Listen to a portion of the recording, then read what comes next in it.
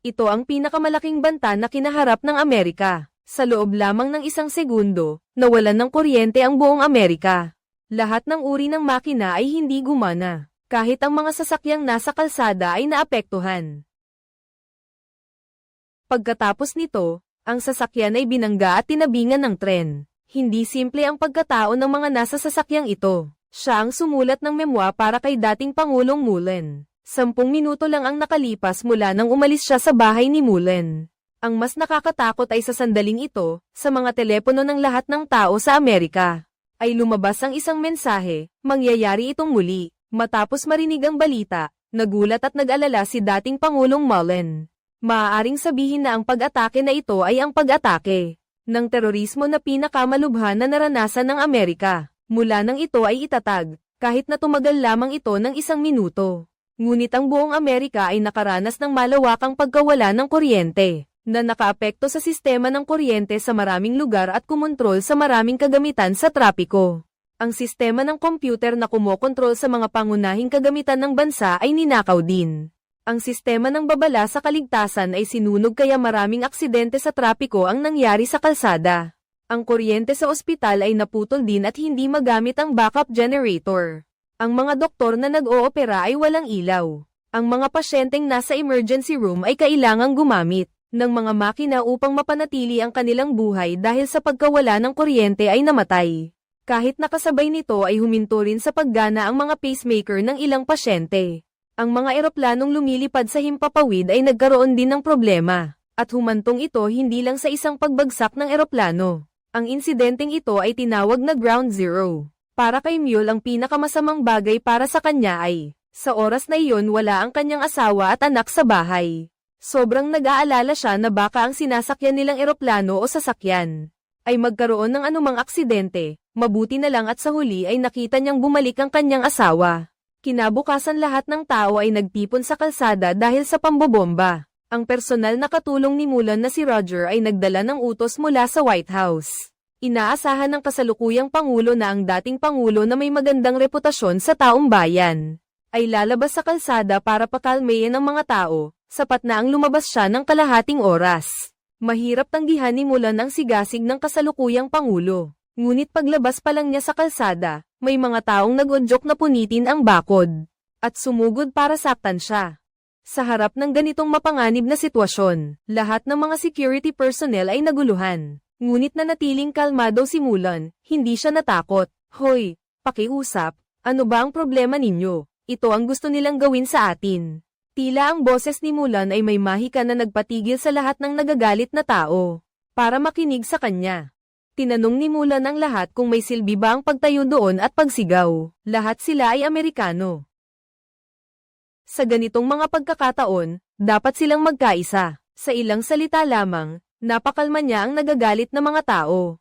Nang sumakay sa sasakyan, hindi napigilan ng driver na purihin siya. Kung papayagan niyo po akong magsalita, kayo po ay talagang napakahusay.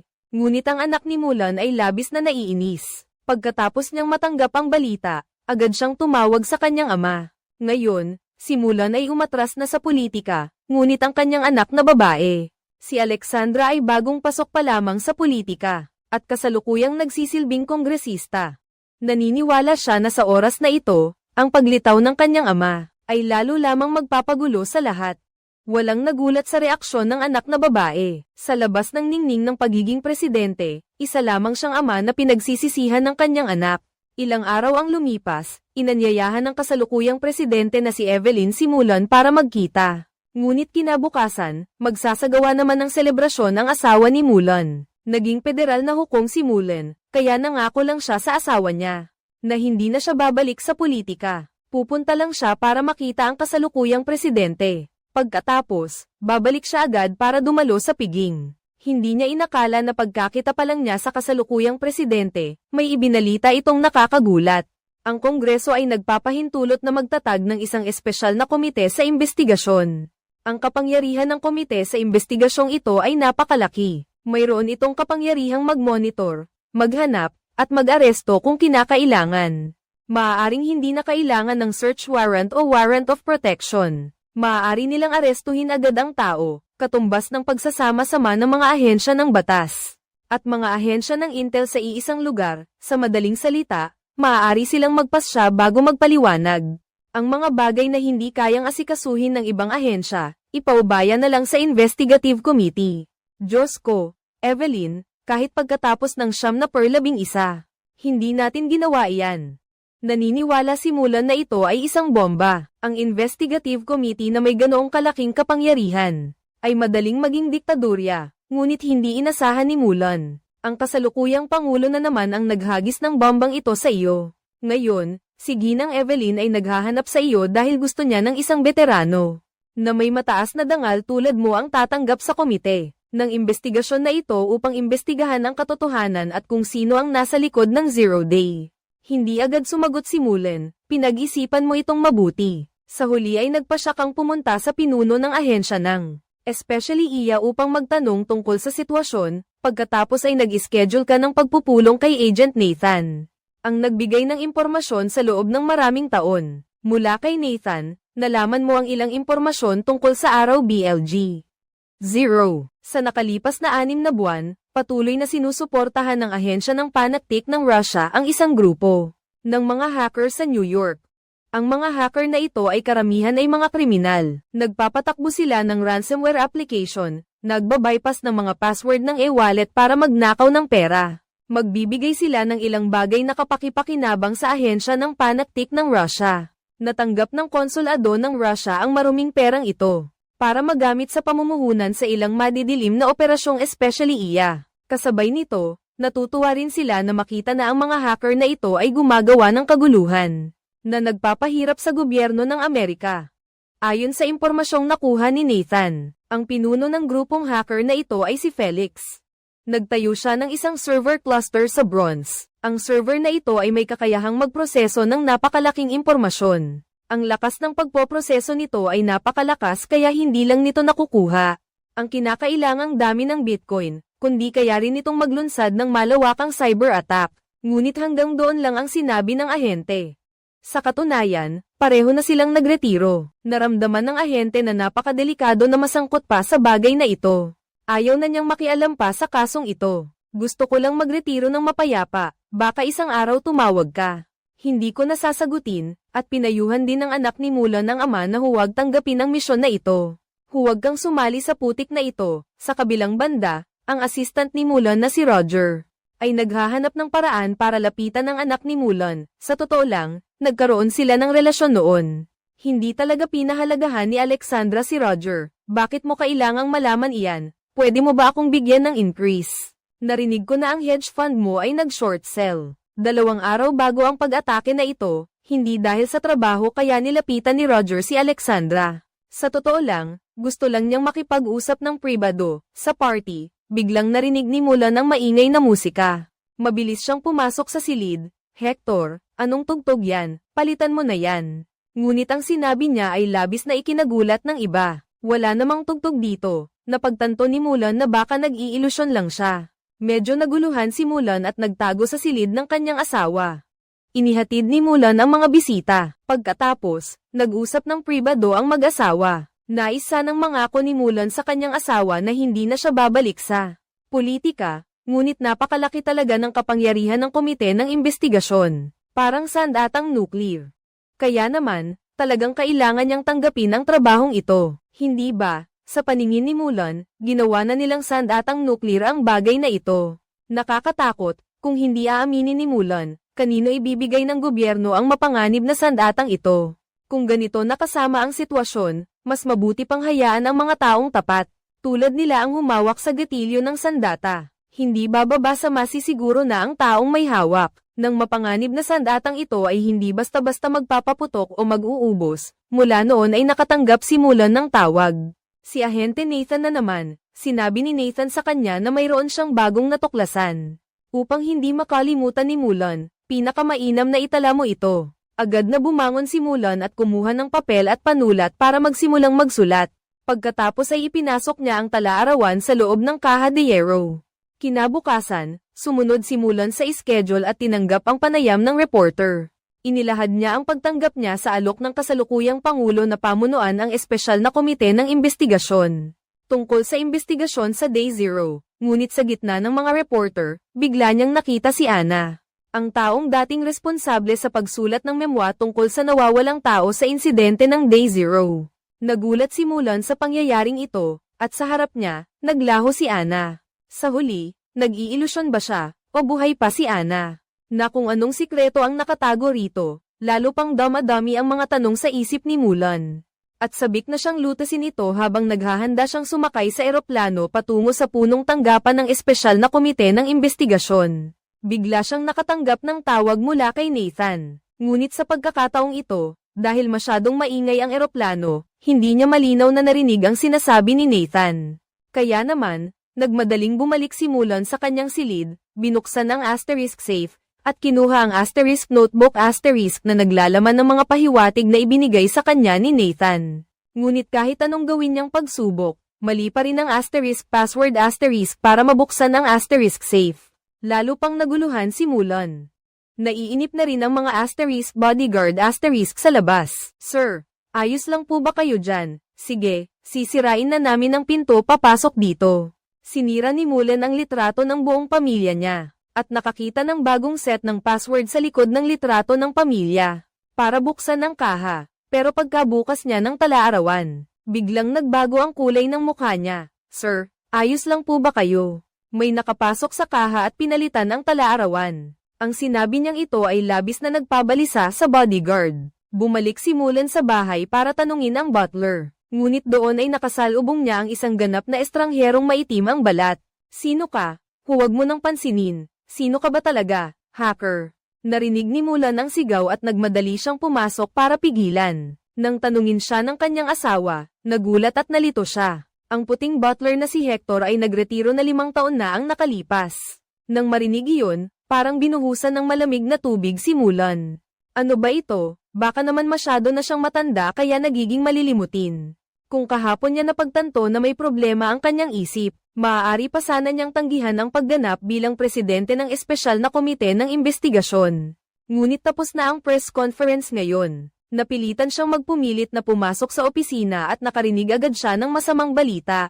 Ang Pangulong si Evelyn ay magdedeklara ng kaganapan pagkalipas ng 3 araw. Ang araw 0 ay sanhi ng Russia, anuman ang pag-aalinlangan at kawalan ng desisyon ay dahil sa Russia. Kung may problema, harapin lang ang Russia sa loob ng 72 oras, ito ang oras para sa paghihiganti. Si Mulan ay talagang nahihirapan, ang ibig sabihin ng sinabi ni Evelyn ay sa loob lamang ng 3 araw. Kailangan niyang imbestigahan kung ang sanhi ng araw 0 ay talagang dahil sa Russia. Ngunit bago mag-imbestiga, kailangan niyang hanapin ang komite ng investigasyon.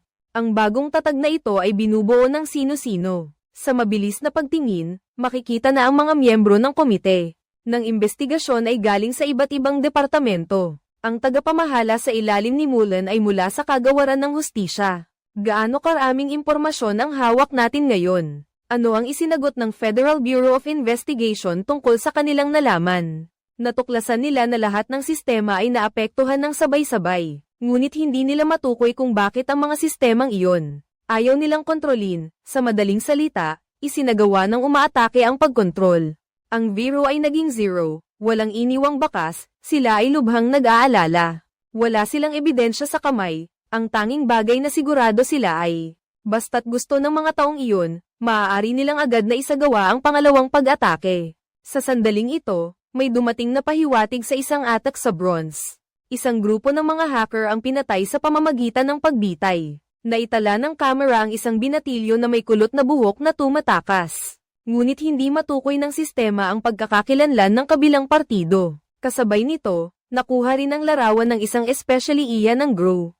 Ang taong ito ay mula sa konsulado ng Russia. Ang orihinal na opinyon sa loob ng maraming taon ay, ang pangyayari sa araw 0 ay gawa ng Russia. Ngayon, ang especially iya mula sa konsulado ng Russia ay may kinalaman din dito. Ang tauhan ni Mulan ay nagmungkahi na gamitin na lang ang pagkakataong ito para isisi ang lahat ng ito sa kanila, sa Russia para matapos na ang usapin.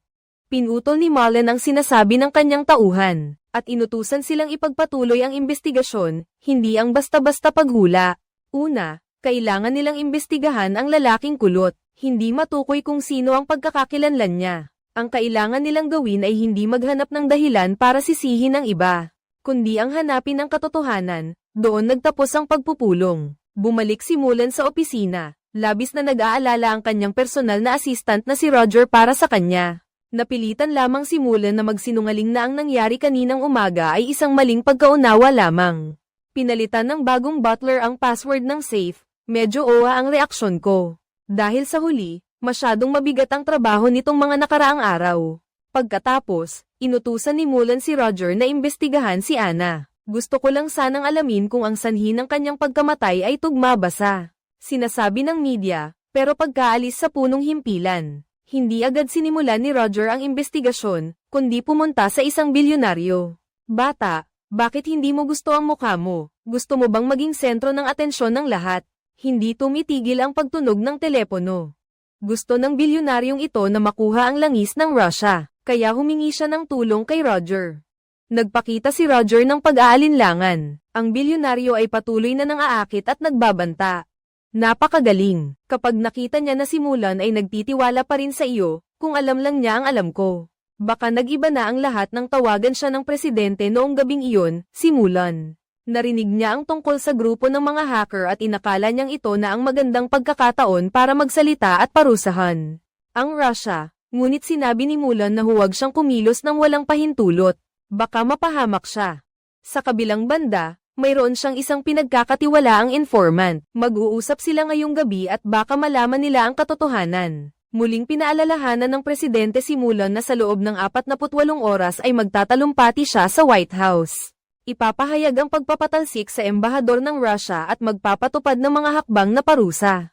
Kung gusto ni Mulan na pigilan ito, kailangan niyang makakuha ng matibay na ebidensya. Patunayan na hindi ito gawa ng Russia sa loob ng susunod na 48 oras. At ang CEO ng isang kumpanya ng komunikasyon, na nagmamay-ari ng isang tech empire ay nagpapahayag din ng kanyang pananaw. Sinasabi na ang insidenteng ito ay napakaseryoso, at baka ang gobyerno ng US ay kailangan lang humingi ng tulong sa akin para mahawakan ito. Ang gobyerno ng US mula nang ito ay maitatag ay nagsimula ng magsanay. Ang gobyerno ng ating bansa ay hindi kayang harapin ito ng mag-isa. Hindi alam ni Volan kung ano ang gagawin, mabuti na lang at medyo kapaki-pakinabang pa rin ang kanyang mga tauhan.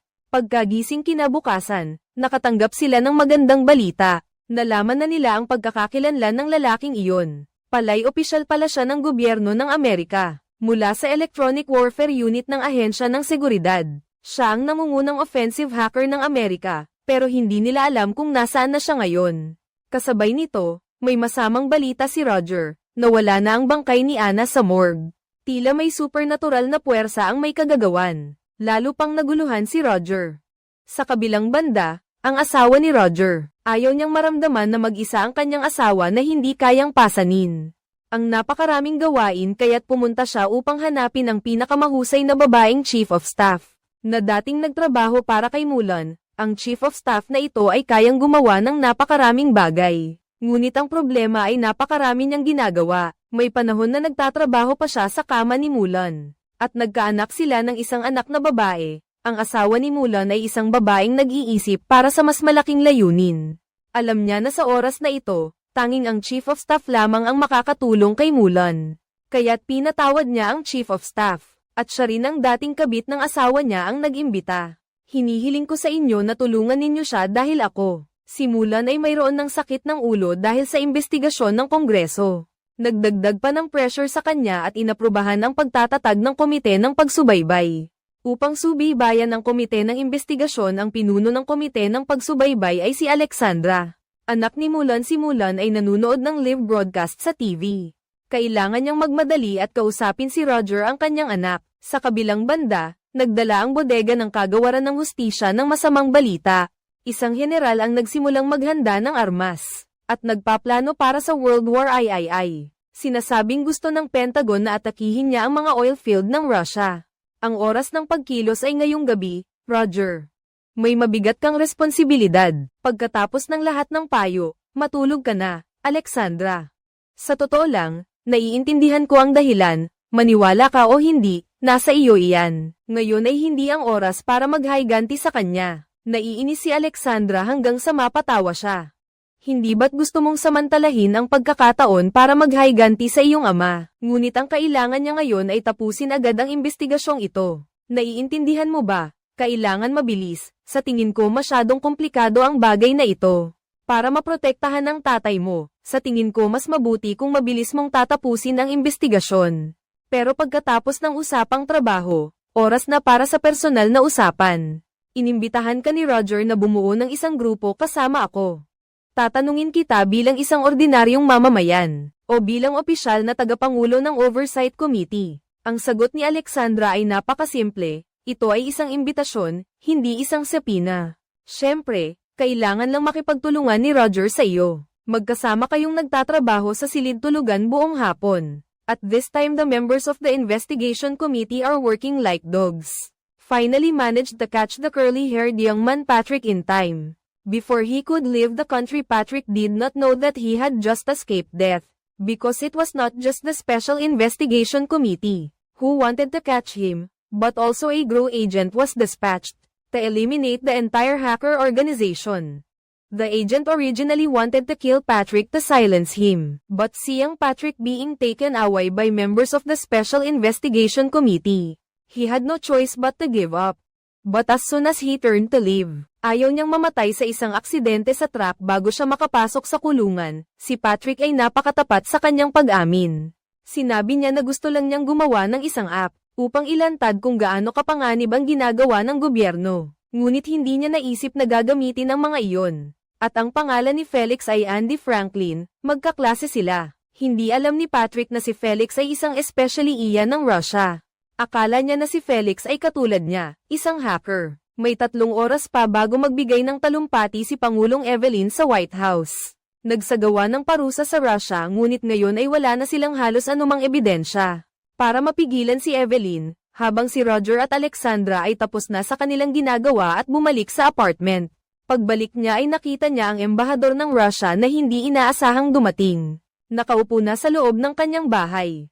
Sinabi ng embahador na wala itong kinalaman sa kanila. Ito ay dahil sa sobrang ambisyon ni Felix, at ang pagkakataon na nakipag-ugnayan siya sa isang grupo ng mga hacker, ay para lamang sa mga walang kwentang bagay. Walang pangingikil o self-destruct program man lang.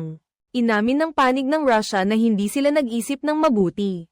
Ngunit sa kasalukuyan, si Felix at ang mga hacker na iyon ay naresolba na lahat, upang gantihan ang pagbibigay niya kay Roger ng impormasyon para iparating ni Roger kay Mulan. Maaari ninyong tanungin si Patrick na nahuli. Si Patrick ay maaaring maging testigo. Wala itong kinalaman sa Russia. May ibang tao ang umupa sa kanila para gawin ang pangyayari noong araw na iyon. Siyempre, mayroon pa kayong ilang ebidensya dyan. Kunin mo ang mga ito. Hindi nagdalawang isip si Roger. Agad siyang bumalik sa punong tanggapan ng komite ng investigasyon. Ibinigay niya ang ebidensya sa ibang departamento ng hustisya para patunayan nila. Pagkatapos makumpirma na totoo ang mga ito, 6 na linggo bago nagdulot ng pangyayari ang mga hacker na ito. Ang Zero ay nakatanggap ng malaking halaga ng pera. Ang perang ito ay hindi galing sa Russia kundi galing sa North Dakota. Sa pamamagitan ng investigasyon, ang account na ito ay may kaugnayan sa isang teroristang organisasyon sa loob ng bansa na tinatawag na Death Society. Ito ay isang negatibong teroristang organisasyon. Kinumpirma ng Treasury Department ang bagay na ito, hindi sinusuportahan ng Russia si Zero. Ito ay ginawa ng mga tao sa loob ng ating bansa, Ginoo. Sa huli, ang impormasyong ito ay naabot sa Pangulo. Sa huling segundo bago magsalita si Evelyn sa White House, kinansela niya ang kanyang online speech at inutusan na beripikahin ang mga impormasyong ito.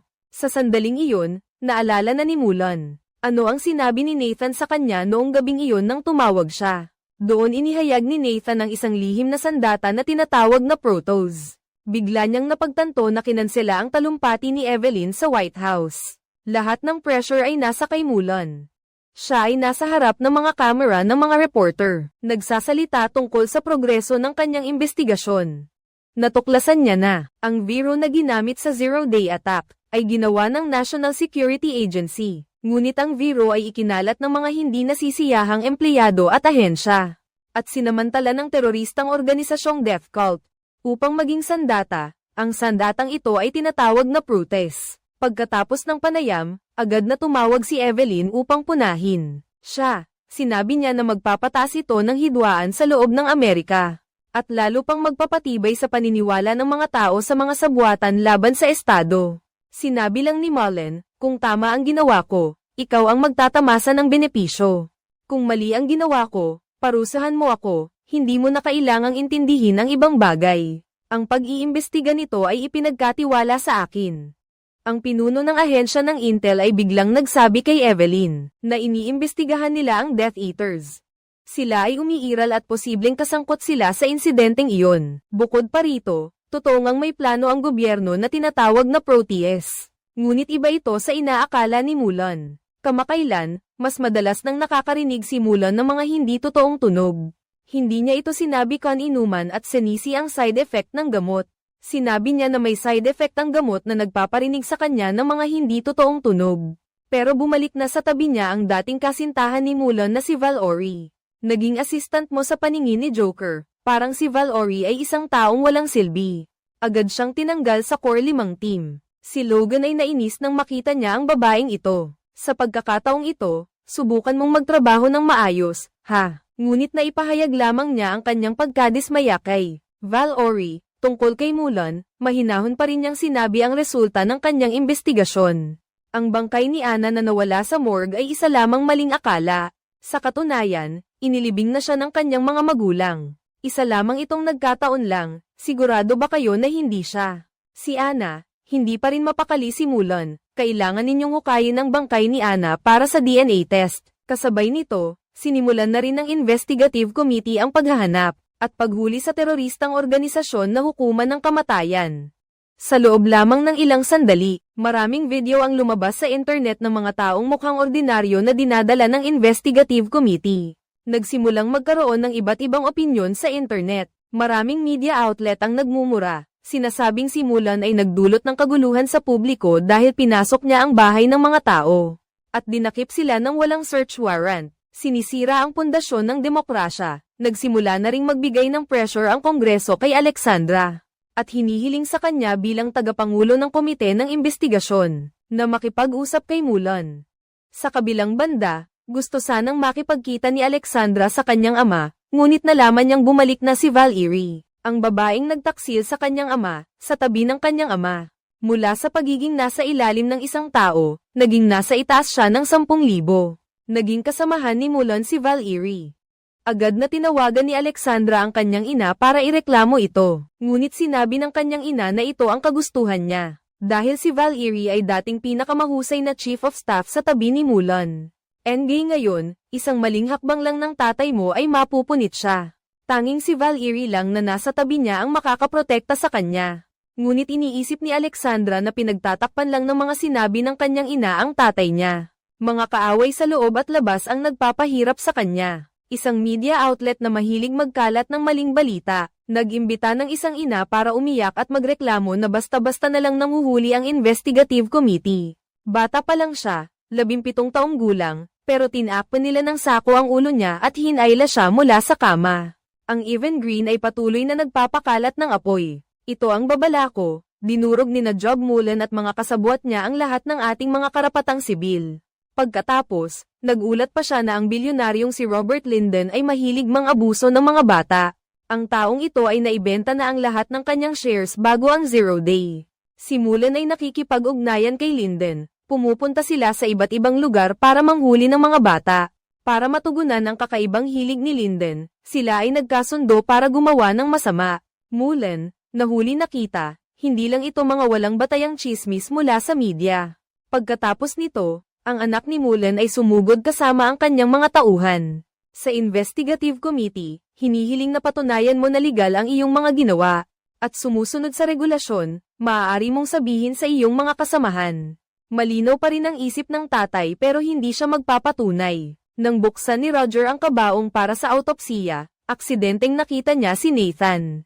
Lumalabas na si Nathan ay sadyang pumunta doon para hanapin si Roger. Mula pa noong nakaraang party, sinadya ni Nathan na iwasan si Mullen. Ngunit gusto pa rin siyang protektahan ni Roger kaya mabait siyang nagbigay ng paalala. Sinaktan na nila siya. Sino ang sumakit sa kanya?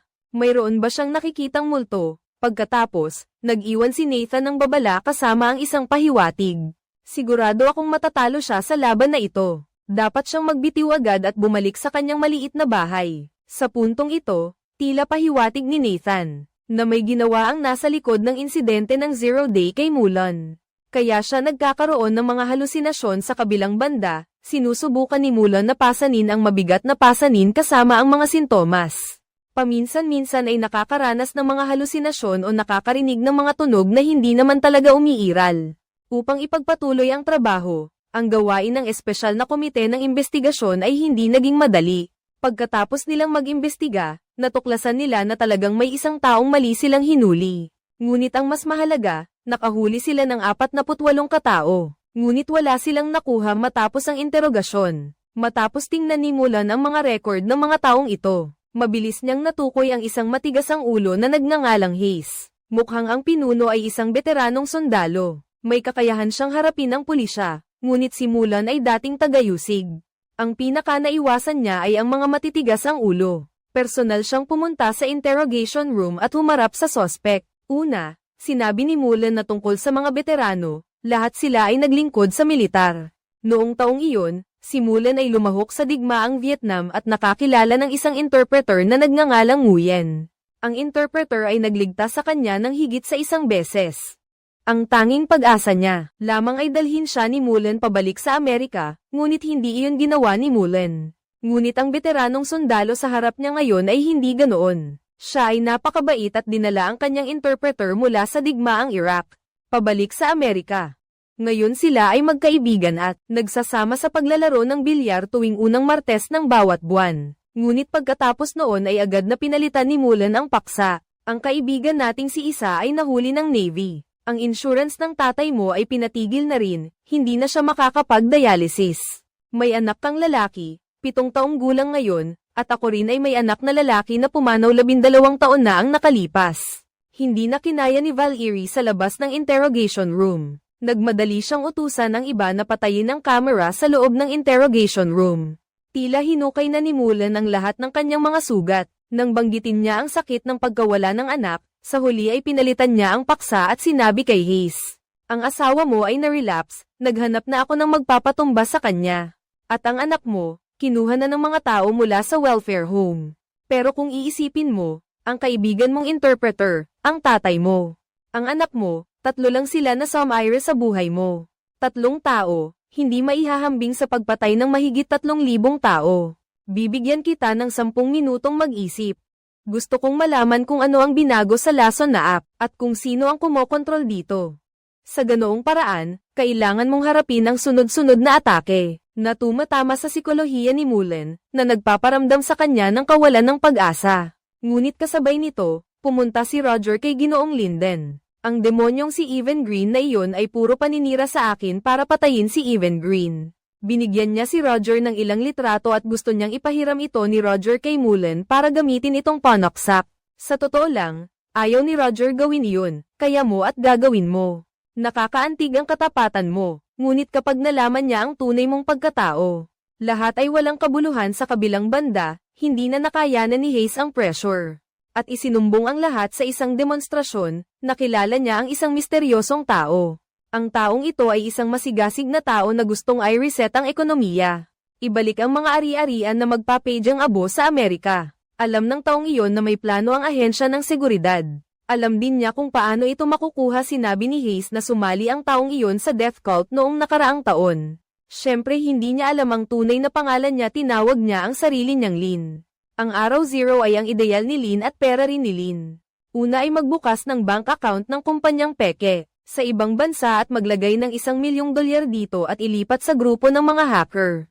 Pagkatapos ay ibibigay ng hacker ang malisyosong app sa lalaki. Ang sundalo na nagretiro ay nag-iwan ng mga bagay para ibalik ko sa iyo, Lin. Narinig ko na dinala ni Lin ang kakaibang app na ito sa isang server cluster. Nagpadala sila ng mga tao sa server cluster na binanggit ni Hayes. Wala pa ring resulta ngayon, ngunit may isang detalye na nakakuha ng atensyon ni Mulan. Iyon ay isang kasabihan ni Hayes, kalayaan. Ang tunay na kalayaan ay ang karapatang sabihin ang hindi gustong marinig ng iba. Ang kasabihang ito ay ang kasabihan ng mamamahayag na si Evan Green, nakilala sa pagsasabi ng walang kabuluhan online.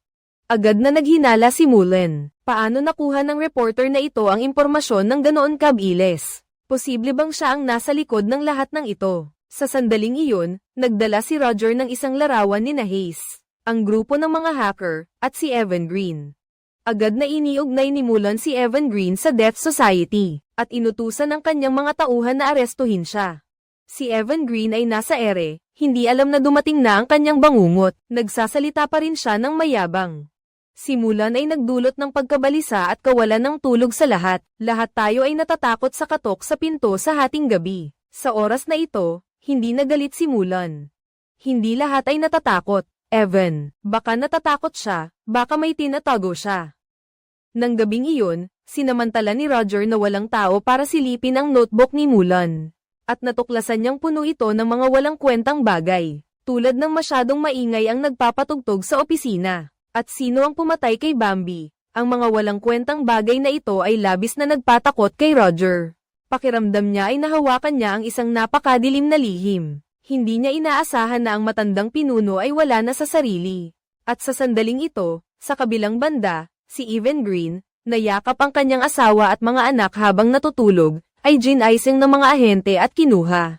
Naramdaman ni Valerie na mali ang ginagawa niya kaya lihim siyang nakipagkita sa pinuno ng ahensya ng Intel. At tinanong kung bakit kailangang i-restart ang protest. Ngunit sinabi ng pinuno ng ahensya ng Intel na matagal nang itinigil ang planong iyon. At si Mullen mismo ang personal na humiling na itigil ito noon. Ngunit dahil hindi nila ito ipinagpatuloy, hindi ibig sabihin na hindi ito ipinagpatuloy ng iba. Sa kabilang banda, nang matanggap ni Linda ng balita, agad din siyang kumilos. Gagamitin nila ang pagkakakulong ni Evan Green para gumawa ng gulo, upang pukawin ang kawalang kasiyahan ng buong bayan at atakihin si Mullen. Nangyari ito bandang hating gabi, hindi umuwi si Mullen, kaya personal siyang pumunta sa kulungan para bisitahin si Evan Green. Ang taong araw-araw kang minumura bilang tanga, ngayon ikaw na ang tanga. Pagkatapos arestuhin si Evan Green, isang grupo ng mga hacker na hindi pa matukoy ang pagkakakilanlan, ay nagpatuloy sa paglulunsad ng pag-atake sa mga bangko ng Amerika. Ang pangulong babae na si Evelyn ay napilitang mag-utos na isara ang lahat ng bangko sa buong bansa, upang maiwasan ang pagbagsak ng sistema ng pagbabangko dahil sa pag-atake. Agad na nagkagulo ang mga tao dahil hindi sila makapag-withdraw ng pera. Isang overtime na trabaho para pilitin si Evan Green na umamin sa kasalanan. Ipinakilala ni Evan ang kaunti tungkol sa ahas, ngunit nagpakita si Evan ng pagiging mayabang at hindi nagpatinag. Sinabi kay Mullen na ikulong na lang siya at pahirapan. Ito ang magsisiguro ng mga views sa channel niya. Nag-imbita pa siya ng abogado para aidmanda sila, tumawa, ngumiti, ang inosente mo. Hindi kami ordinaryong ahensya ng pagpapatupad ng batas. Wala kang karapatang mag-imbita ng abogado, ngunit si Molly ay mas kalmado. Tumango siya at pinayagan si Evan Green na mag-imbita ng abogado para kausapin siya. Ngunit pagpasok ng abogado, napakasama ng kanyang mukha. Evan, ang katayuan ko ngayon ay hindi na abogado mo. Wala kang karapatang mag-imbita ng abogado. Dito kanila ipinasok dahil gusto nilang payuhan kita. Kung hindi ka mapapayuhan ng abogado, Evan Green, hihilingin na lang ni Evan sa Diyos na pagpalain siya. Dahil ang espesyal na komite ng investigasyon ay tiyak na kailangang makahanap ng huling sagot. Kung hindi magsasalita si Evan Green, maaari siyang akusahan ng pagiging matigas ang ulo. At mapipilitan silang gumamit ng matinding paraan laban sa iyo. Nang marinig iyon, medyo naguluhan si Evan. Hindi rin gaman ang pakiramdam ni Mullen sa kabilang banda. Siya ba ang nagkakagulo sa internet, si Mrs. Monica, nagsulat ng artikulo tungkol sa pagkakadakip kay Evan Green na nagdulot ng galit sa mga tao. Ang mga sobrang nagagalit na tao ay sinulsulan at sinimulang atakihin ang bahay ni Mullen. Ang Departamento ng Komunikasyon ni Mullen ay nagmungkahi sa kanya na lumipat sa kuta. Kilala ko si Monica, siya ay isang taong may pag-iisip. Gusto lang niyang respetuhin, gusto niyang imbitahan. Maaari mo siyang gawing kakampi mo. Napilitan si Morlan na sumang-ayon na makipagkita kay Monica sa loob ng kalahating oras. Nang bumalik siya sa kanyang opisina, binigyan siya ni Valerie ng nakakagulat na balita. Binanggit mo ang Protoss sa press conference pero hindi iyon isang cyber weapon. Ito ay isa talagang neuroweapon. Si Valerie ay partikular na naghanap sa dating team na nag-aral sa Protoss. Mula doon ay nakumpirma pa ang maraming kaugnay na impormasyon. Bilang isang neuroweapon, ang layunin nito ay magdulot ng pinsala sa utak. sa target sa isang tiyak na distansya at ang mga sintomas na dulot ng sandatang ito ay amnesia, neurological disorder, hindi makatulog, madaling maging irritable, nakakakita ng mga multo, at may pagkaantala. Napilitang aminin ni Brent na nakaranas siya ng mga sitwasyon kung saan nakakarinig siya ng mga tunog na hindi naman talaga naroroon. At nakakakita ng mga yumao na ngayon ay nalutas na ang lahat.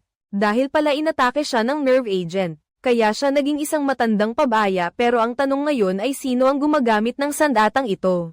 Sa kabilang banda, ang Speaker of the House ay nasa harap ni Pangulong Evelyn at nag-uusap. Ngayon, si Mulan ay gumawa ng malaking gulo, Evan Green, na nagdulot ng malaking kaguluhan sa publiko. Iminumungkahi niya na hayaan si Mulan na bumaba sa pwesto para kusang magbitiw si Mulan. Tinanong ulit ni Evelyn kung tingin ba niya ay tanga si Mulan para kusang magbitiw. Inulit ni Dreyer ang nakaraan na umalis si Mulan sa White House. Hindi pa nangyayari iyon dati. Kung magbitiw ulit si Mulan, walang magugulat, pero sinabi ni Evelyn na magkaiba ang dalawang sitwasyon. Noon, namatay ang anak ni Mulan, hindi niya matanggap ang pagkabigla. Pero ngayon, maayos naman ang mga anak niya. Walang dahilan para bigla siyang magbitiw bilang speaker. Puno ng pahiwatig ang sinabi ni Dreyer. Madalas umuulit ang kasaysayan. Sa kabilang banda, biglang naalala ni Roger na narinig niya si Linden gamit ang isang radio device para makipag-ugnayan sa ilang tao. Nagmadali siyang kumuha ng isang lumang radio device at inayos sa isang partikular na frequency, at talagang nakarinig siya ng ilang kakaibang tao na nagsasalita sa isa't isa gamit ang isang napakakakaibang wika. Nagmadali niyang isinulat ang mga narinig niya. Ngunit hindi naging masaya ang pagkikita ni na Monica at Mulan. Ang mahalaga, masyadong malakas ang kakayahan sa pag-atake ni Monica. Pagkakita pa lang ay pinapunan na niya si Mulan dahil sa napakaraming magkasalungat na impormasyon. At tinutukoy na kailangan niyang humingi ng tulong sa akin nang sabihin ni Mulan na hindi niya talaga pinapansin ang mga salungat na impormasyon. At nag-alok agad pagkatapos nito, inatake ni Monica ang investigative committee. Lalo na't nag-away sila ng dalawa kaya naging napakasama ng pagpupulong na ito. Natural, nawala rin ang intensyon na gawing kaibigan ang kalaban. Pagkatapos, nagdagdag pa ng pressure si Evelyn kay Mulan. Hinimok siya na ibigay ang mahalagang ebidensya sa loob ng isang araw. Dahil inaatake ang bangko, pansamantala niyang itinigil ang mga operasyon ng bangko. Nagsimula ng magkagulo ang mga tao dahil hindi sila makapag-withdraw ng pera sa bangko. Kung magpapatuloy ito, magkakaroon ng kaguluhan. Kung hindi na kaya, kailangan mo na lang ideklara na magbubukas muli ang bangko. Ituring mo ang pag-atake sa bangko na ito bilang isang pangingikil ng mga hacker.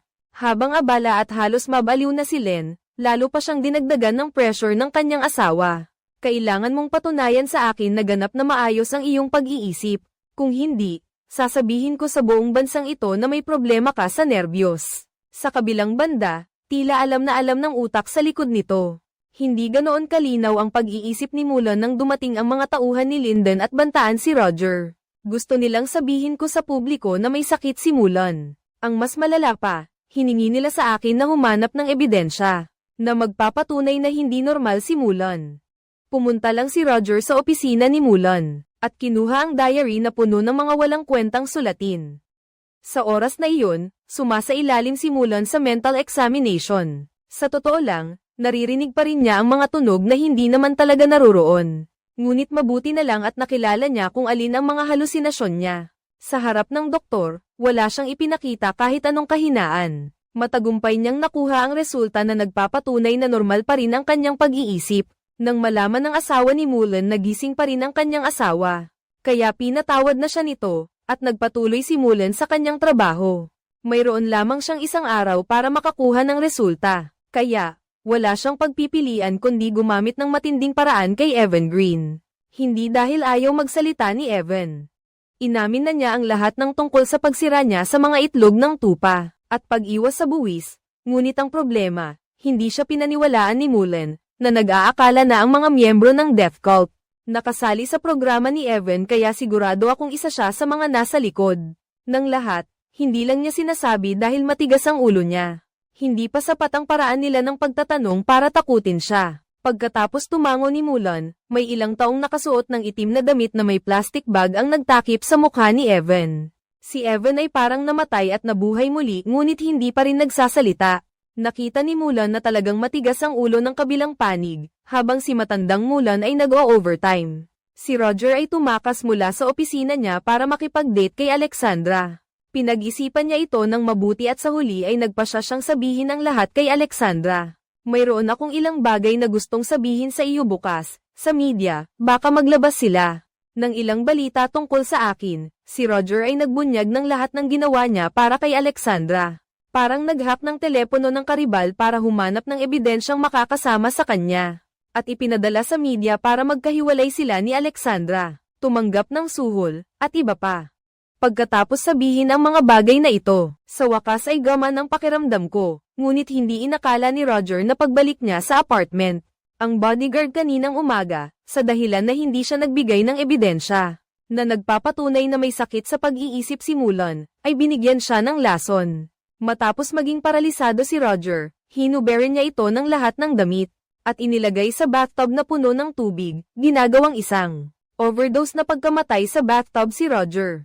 Kinabukasan ng umaga, nakatanggap si Evelyn ng balita, na biglang pumayag ang mga hacker na akuin ang responsibilidad sa pag-atake sa Bangko ng Amerika. Bagamat walang kinalaman ang grupong ito sa kaganapan ng araw ng numero. Hindi lang iyon, mayroon pang mas malaking sakripisyo ang isang hacker sa grupo. Pumayag siyang ipahuli ng gobyerno para matapos ang isyu ng Knuckle Alasong app. Dahil magbubukas na ulit ang bangko, ang focus ay mapupunta sa mga umaatake sa bangko. Sa pagkakataong ito, si Mulan, na may kinalaman sa pangyayari sa Zero Day, ay muling hihilingin na ipatigil ang muling pagbubukas ng bangko. Sinamantala ito ni House Speaker Dreyer para sabihing palagi nilang hinihiling kay Mulan na makipagtulungan at sumagot. Ngunit tumanggi si Mulan, kaya ngayon ay hihilingin nila sa asawa ni Mulan na sumagot kapalit niya. Kung tatanggi rin ang asawa ni Mulan, maaari siyang akusahan ng paghamak sa Kongreso. Sa kabilang banda, pagkaumaga pa lang, nakatanggap na si Mulan ng mas masamang balita kaysa sa inaasahan. Si Evelyn ay itinuturo ang hacker organization, at si Roger ay patay na. Nang pumasok sa apartment ni Roger, naalala niya ang sandali nang malaman niyang patay na ang kanyang anak. Ang pinangyarihan ng pagkamatay ng anak ni Mulan ay eksaktong katulad ng kay Roger. Sa tabi niya ay may bote ng sleeping pills, mukhang namatay sa sobrang pag-inom nito. Ngunit alam nating lahat na kagabi, pinatay si Roger ng ibang tao at inihulog sa bathtub para malunod. Nakita ang kasanayan ng mga nakasuot ng itim, kasama ang mga pahiwatig na salita ni Speaker of the House Dreyer. Dati, madalas umuulit ang kasaysayan, marahil tulad ni Mulan na alam na para talunin si Hayes. Kailangang tamaan ni Hayes ang kabutihan ni Hayes, alam na alam din ito ng kalaban ni Mulan. Kailangan lang nating patayin ang pinakamamahal niyang anak, para si Mulan ay labis na masaktan at mawalan ng pag-asa na isuko ang pagkapangulo. Nang gumana ang planong iyon, kaya ginamit nila itong muli. Ang pagkamatay ni Roger ay nagdulot ng matinding sakit at pagkadurog kay Mulan. Umuwi siya at sinabi sa kanyang asawa na sa pagbibigay ng testimonya sa Oversight Committee, hindi na niya kailangang ipagtanggol pa siya. Akala ko kasi, ano man ang mangyari, kaya ko pa ring harapin, pero marahil nagkamali ako. Nagsimula na siyang makaramdam na siya ay matanda na at walang silbi, na mula pa sa simula nang tanggapin niya ang posisyong ito. Ay isang pagkakamali, na pinatay niya si Roger. Hindi mapigilan ng ginang na aliwin siya. Dahil wala nang isip si Mulan para magtrabaho, sa huli ay pinalaya rin si Evan Green. Sa wakas ay nakumpirma rin ang mga larawan ni Evan Green. Nakuha kasama ang mga taong may kinalaman sa kaso na dinala ni Roger. Na Photoshop gamit ang napakatalinong teknolohiya. Patuloy na dumarating ang masasamang balita, ngunit ang asawa ni Mulan ang may pinakamatibay na pag-iisip. Bilang hukom at bilang First Lady, nagbigay siya ng testimonya sa Komite ng Oversight. Ang mga tanong ni Dreyer ay napakatalas. Ginang, nagkasala ba ang asawa ninyo? Hindi nagpatinag ang asawa ni Mulan. Tiyak na tinutukoy ninyo ang mga akusasyon na lumabas sa media at hindi pa napatunayan. Sa korte, muling nagtanong si Aryo, ano sa tingin ninyo ang kalagayan ng kanyang pag-iisip? Sinabi ng asawa ni Mulan na napakahusay, ngunit hindi pa rin sumuko si Dreyer. Ipinagpatuloy niya ang pagtatanong, gaano kahusay pagkatapos ng lahat ng pinagdaanan ng bansa, ang mga ginawa ninyo? Gaano katatag ang kanyang isip, hindi makahanap ng butas si Dreyer? Kailangan ko na lang itanong, makatwiran ba na ang asawa mo ay may ganoong kalaking kapangyarihan? Ang asawa ni Mulan ay sumagot, hindi ba't ang Kongreso ang nagbigay sa kanya ng kapangyarihang iyon? May nagsasabi rito na anak ko na pala iyon ng asawa mo, madam. Tumawa si Mulan, tiyak na hindi naisip ng mga nagtatag na ang Kongreso ay magbibigay ng ganoong kalaking kapangyarihan sa asawa ko. Ngunit sa kabilang banda, noong bumoto ang Kongreso, ano ang ginawa ng mga miyembro ng Oversight Committee? Hindi ba't kayo ang bumoto pabor sa pagtatatag ng espesyal na investigative committee? Ang mga tanong na ito ay nagdulot ng pagkalito sa komite. Walang nakapagsalita habang binabantayan, at pagbalik ni Mulan sa kanyang opisina, binuksan niya ang talaarawan. Bigla siyang nakakita ng liham na nakasiksik sa loob. Ang liham na ito ay galing kay Roger, inipit niya ito doon para madali kong mahanap. Ito ay sulat ng pag-amin sa kasalanan, at para na rin ito sa pagtulong sa atin. Ang liham na ito ay napakakumpleto, hindi lang nito itinatala ang mga deposito ni Roger, kundi pati na rin ang dalas ng radyo na natuklasan niya. Ang lahat ng pera ni Roger ay galing sa London, sa paggabay ni Roger. Sa wakas ay naintindihan ni Mulan ang ugnayan sa likod nito, dahil madalas na tina-target ni Linden si Evan Green. Kaya ginamit ni Linden si Roger para ibigay ang mga peking litrato kay Mulan. Gusto niyang gamitin sila para patayin si Evan Green at pagbintangan si Mulan. Ngunit pinatutunayan din nito na si Linden ay may kinalaman sa kaso. Kung hindi siya naging bahagi ng zero-day event, paano niya nalaman para ibenta ang lahat ng kanyang shares? At gumawa pa ng mga peking larawan ni Evan Green kasama ang mga taong sangkot sa kaso. Ang pinakamahalaga, nagpadala si Linden ng mensahe sa pamamagitan ng two-way radio. Ang death cult ay nakipag-ugnayan din sa nasa likod, sa pamamagitan ng isang radio device na aksidenteng narinig ni Rebel ang signal ni Linden. Gumagamit ng radio device para makipag-usap sa iba. Kaya nahanap nila ang frequency na ito at na-decode pa ang palayaw ni Linden na Tyren 44. Batay sa ebidensyang iniwan ni Robert, nagtagumpay si Mulan na ma-intercept ang mga pag-uusap sa pamamagitan ng frequency na ito, ngunit ang problema ay gumagamit sila ng code language. Kaya kailangan nilang mag-imbita ng eksperto para magsalin. Pagkatapos ng isang araw, nagtagumpay silang ma-decode ang code, kinabukasan. Sabihin mo kay Pangulong Evelyn itong magandang balita. Pagkatapos ng lahat ng nangyari, hindi pa ito sapat, kailangan natin ng tiyak na resulta. Nangako si Evelyn sa Kongreso na magre-resign si Mulan ngayon. Bukas, si House Speaker Dreyer ang papalit sa kanya. Ngunit dahil nakapagbigay si Mulan ng mahalagang ebidensya, bibigyan siya ng Pangulo ng isa pang araw. Bumalik si Mulan sa espesyal na komite ng investigasyon at mag-isip ng paraan kung sakaling si Linden nawala na, kaya nagpanggap ka bilang si Linden sa radyo. Pagkatapos ay ginamit mo ang pain na sabihing mayroon pang isang file na hindi nasira. At inutusan mo ang iyong mga tauhan na pumunta sa apartment ni Robert para sirain ito. Pagkatapos ayusin ang lahat, ginamit mo ang account ni Linden para mag-utos online. Ang mga nasa ibaba ay hindi nag-ingat, ang mga tao mula sa komite ng investigasyon ay nag-abang.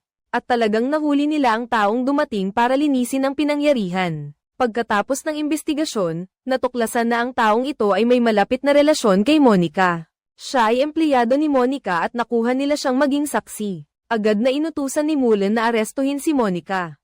Si Monica, kasama ang aso, ay nag-livestream sa bahay. Plano niyang gamitin muli ang opinyon ng publiko para pigilan ang mga nagpapatupad ng batas. Mga kababayan, malapit na ninyong makita ang isang desperadong kilos. Ngunit si Doc Floyd ay hindi lamang isang desperado, kundi mapanganib din.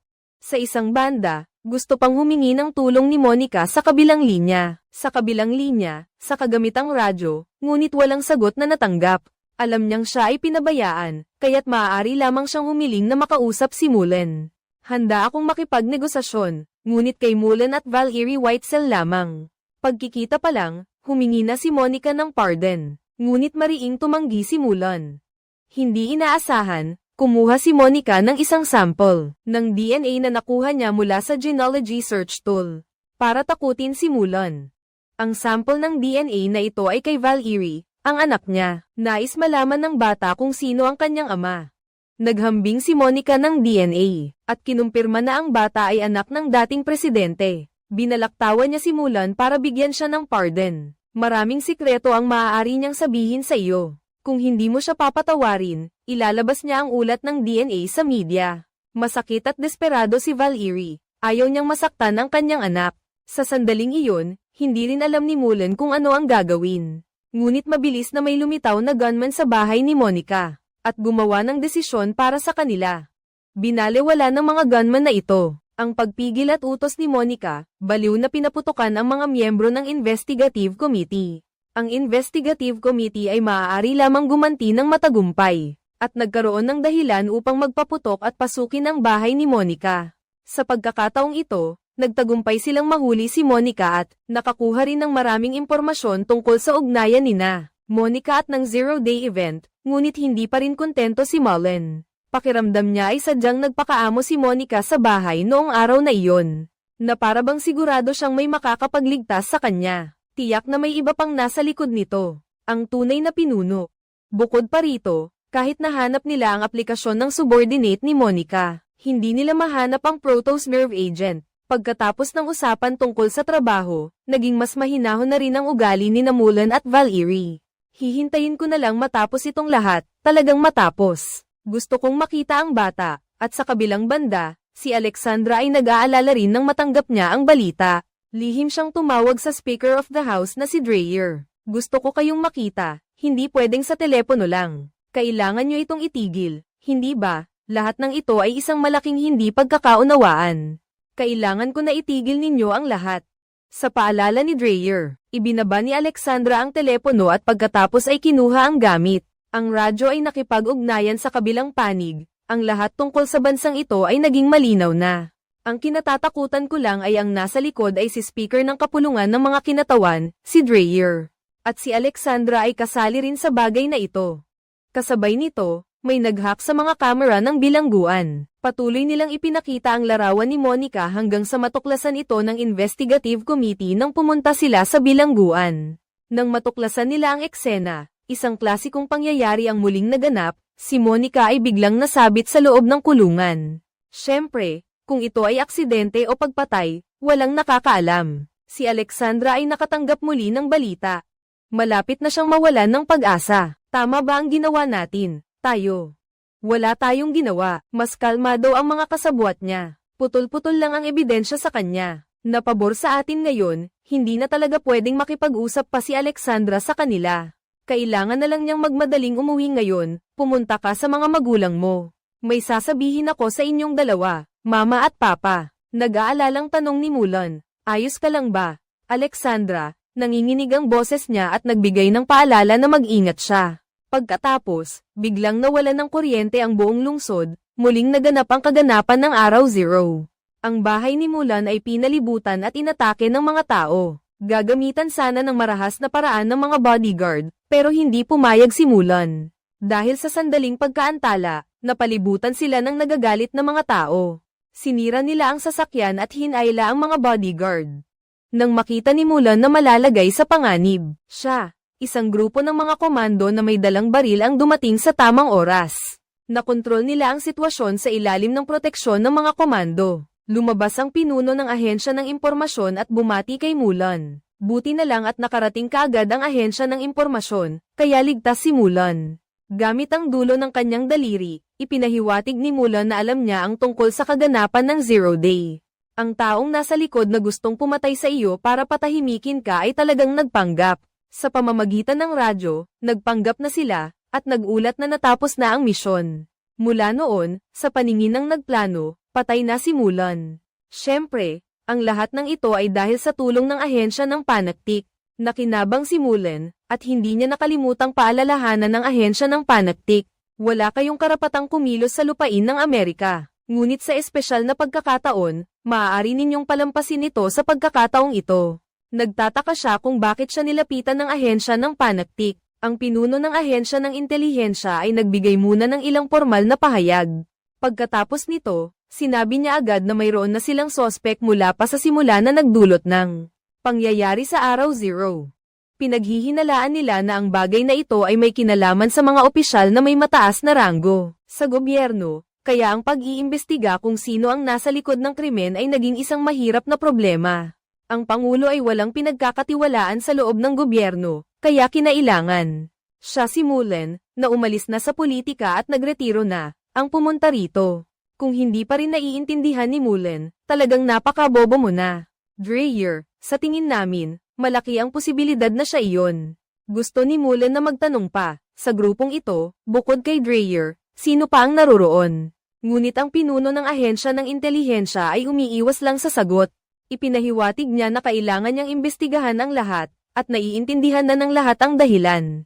Hindi diretsahang sinabi ng pinuno ng ahensya ng intelihensya. Baka kasi sangkot din ang kanyang anak sa kasong ito. Hindi ito mahirap hulaan na sagot. Ang anak ni Morgan ay palaging malapit na tauhan ni Dreyer. Kung sa simula pa lang ay ang tagapangulo ng kapulungan ng mga kinatawan na si Royer ang nagpasimula ng zero-day event na nagdulot ng takot sa buong bayan. Upang hikayatin ng Kongreso na iboto ang pagtatatag ng komite ng investigasyon. Ang kapangyarihan ng komite ng investigasyon ay nakakagulat na malaki. Tiyak na sa simula ay gusto ni Dreyer na angkinin ang ahensyang ito para sa sarili niya. Sa pamamagitan ng pagkukunwaring nag-iimbestiga tungkol sa zero day upang hilahin ang mga miyembro ng Kongreso. Upang magtatag ng diktadorya, ngunit si Evelyn ang piniling mamuno. Sa komite ng investigasyon, sinira ang plano ni Dreyer. Kaya't agad siyang nagtatag ng isang komite ng pagsubaybay. Napaulit-ulit na kailangang kumbinsihin ng anak ni Mullen ang kanyang ama. Naramdaman ni Mullen na malapit na siyang makarating sa katotohanan. Pagdating niya para makita ang anak niya, ilang tanong lang ang itinatanong sa kanya. Hindi na nakatiis si Alexandra at agad na isinumbong ang lahat. Bago iyon, gusto naming ayusin ang problema namin, kami ni Roy at ako. Sinabi ni Alexandra na hindi lang siya at si Dreyer ang sangkot sa bagay na ito. Mayroon ding 10 o higit pang senador, at ang mga senador na ito ay hindi kabilang sa iisang partido, kundi mula sa parehong partido. Sa simula, ang atensyon ni Monica ay nakatuon sa zero-day event. Paulit-ulit na inulit ni Alexandra na gusto lang nilang bumalik ang lahat sa dati nitong takbo. Upang maging mas dakila ang Amerika, nitong mga nakaraang araw, lalong tumitindi ang hidwaan sa loob ng Amerika. Nag-aaway ang dalawang partido, nag-aaway din ang mga tao. Hindi na makapagtrabaho ng maayos ang gobyerno. Gusto nilang takutin ng kaunti ang mga tao para magkaisa sila, umupo at mag-usap. Pinadali ko na ang lahat. Marahil ay mas marami pa sana tayong nagawa. Tama ka, pero kailangan lang nating magsikap ng husto. Hinarap ang pagpuna ni G. Alexandra, nagkamalay, ngunit huli na ang pagsisisi sa pagkakataong ito. Sa kabilang banda, ang mga teknikal na tauhan ng komite sa investigasyon. Lalo na nag-o-overtime para subukang ibalik ang supply ng kuryente at sistema ng komunikasyon sa buong Amerika. Nang maibalik lang ang komunikasyon, si Mullen ay pinaslang at namatay. Naging malaking balita ang pagpaslang sa Speaker of the House. Si Rear ay agad na lumabas para magbigay ng eulohiya para kay Mullen. Ngunit pagkatapos lang niyang magbigay ng eulohiya, nakatanggap siya ng tawag mula kay Mullen. Hiniling ni Mullen na makausap siya ng pribado, ang taong may balak na kawin ang kapangyarihan at maging diktador, na laging nagpapanggap na isang santo. Si Dreyer ay hindi rin eksepsyon, kahit na nabunyag na siya, nananatili siyang napaka-arogante. Nagpapakita na siya ang magliligtas sa buong Amerika, hindi ko siya bibigyan ng huling pagkakataon para iligtas ang sarili niya. Gaano pa raw tayo katagal, sa tingin mo? Ayon sa nakikita ni Dreyer, kalahati ng bansa ay nalulunod sa mga pangarap ng teorya. Ng sabuatan at mga kasinungalingan, ang natitirang kalahati naman ay sumisigaw. At ipinapahayag ang kanilang kawalang kasiyahan na kailangan ng reforma ng lipunang ito.